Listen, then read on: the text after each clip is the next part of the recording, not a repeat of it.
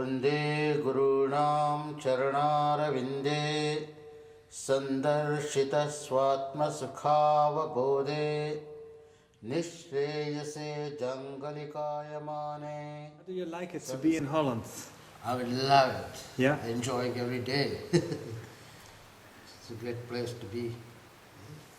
And how do you think is yoga, how does it have a place in the Dutch people? Is it very Western, or I think is it shifting more? Dutch people are much more grounded than than America or somewhere. People are really into it. Yeah. And then they don't make a big deal about it. They just practice it like it's supposed to be. Mm-hmm. So, how many times have you been in Holland now? This is the fourth or fifth time? Fourth time, yeah. Fourth time, yeah. And you travel all around the world? Yes, I do. And how did this all start? Well, one of my students started it for me in America. Yeah. And then because she was taking all these workshops all over, and then she was taking a yoga with me. So she was keep telling me like I should go and do workshops because she was always telling me you give so much, and then she goes to all these workshops and then they just teach asanas and then that's it, nothing else.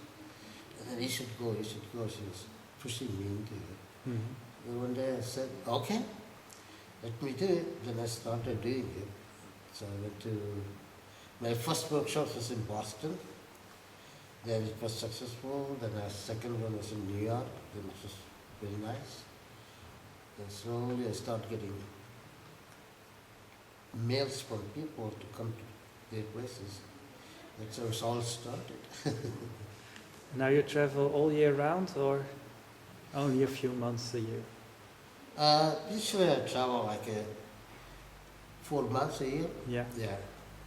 Away from home and then come to Europe and teach years. Then go to India for a few days. So this is my routine. Then when I'm staying home, I teach there. Yeah. Day. Okay. So Yeah. if students want to practice for a while with you, Right. where do they have to go? Oh, they have to come to. If it is in Europe, they should come here. Yeah. Because this is a beautiful place, So I think come to Denmark.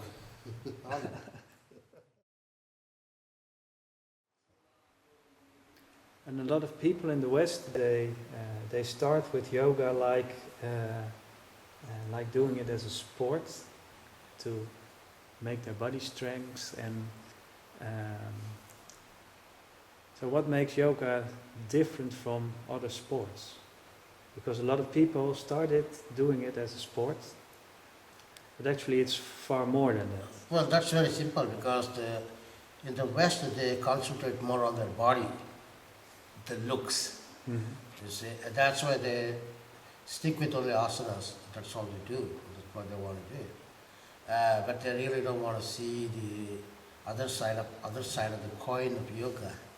See, there are so much things to learn from it, but they're interested only in the physical thing. It's always like a competition. Mm-hmm.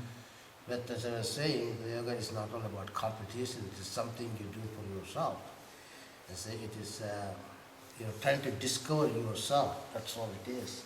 So yoga in the Olympics. Yoga and the Olympics, they're all wrong. The yoga is. They really don't know the meaning of yoga. So tell us more about the other side.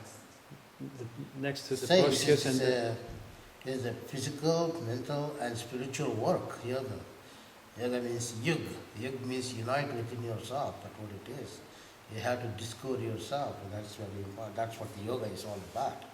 So you start working on yourself, your body, then you start cleansing yourself really well to know yourself. So that's the yoga philosophy is all about. But it doesn't matter how many times you try to explain, people don't understand, and then they really don't want to understand because they have certain set mind, mm-hmm. and then then they don't want to listen to you. and they get confused. And they don't stick with one thing. They always try so many different, something new comes in the town, they want to try that one. And then everybody give their own opinions, the talks. Then they get more and more confusion. It's kind of a confusion continues. It's never ending. So what I say is like you just practice, you just practice. You don't have to be involved with all this politics of yoga, and it's not really doing anything good for you. That's why I would say practice and practice and practice. So you said that when you start doing the series, the asanas, then the other things of yoga, the other limbs, they will automatically start following. Yeah, if you start doing your asana practice, then your pranayama that I teach it as a traditional way, asana, pranayama, and then chanting. If you start doing these 3 parts every day, then the other 5 parts will automatically happen, come to you. It is not a separate part. It is all included in this one. So that's why you have to start with the asana. Cleanse yourself, get your mind all balanced, change your attitude. So once you get involved with this practice, then it will give you all the information how to maintain yourself, how to see yourself. And so until that, you keep on practicing.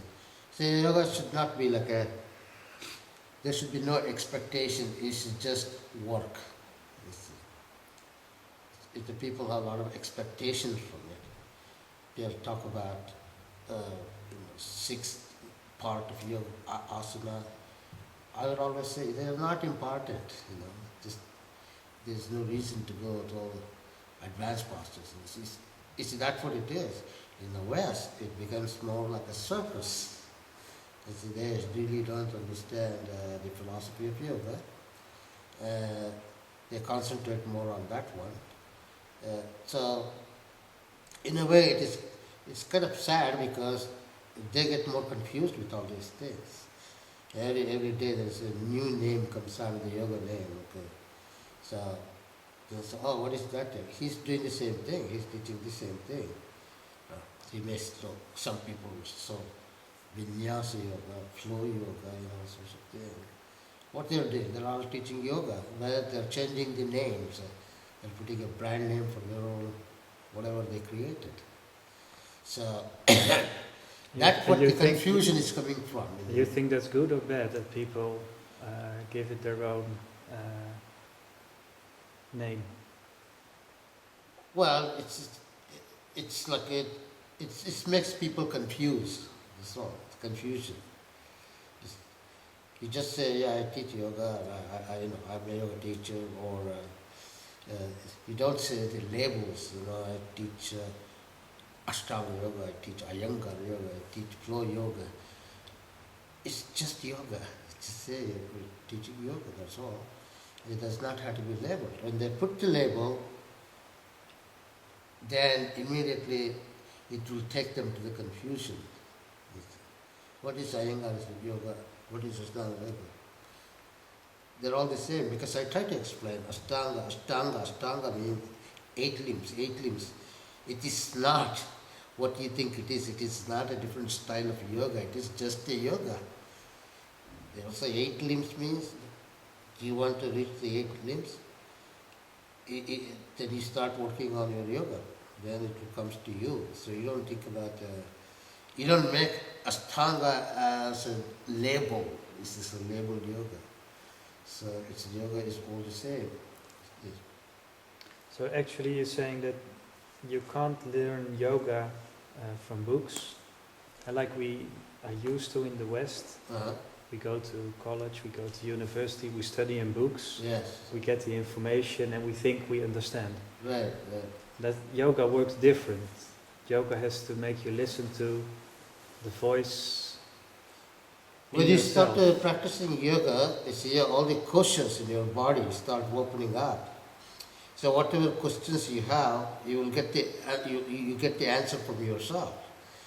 You see, your body is like a dictionary, is like a thesaurus you got inside of you. How to get that page open is start practicing yoga. You see, then slowly it will come to you. Whatever questions you have in your mind, and you find out the answer by yourself. You see. Yeah.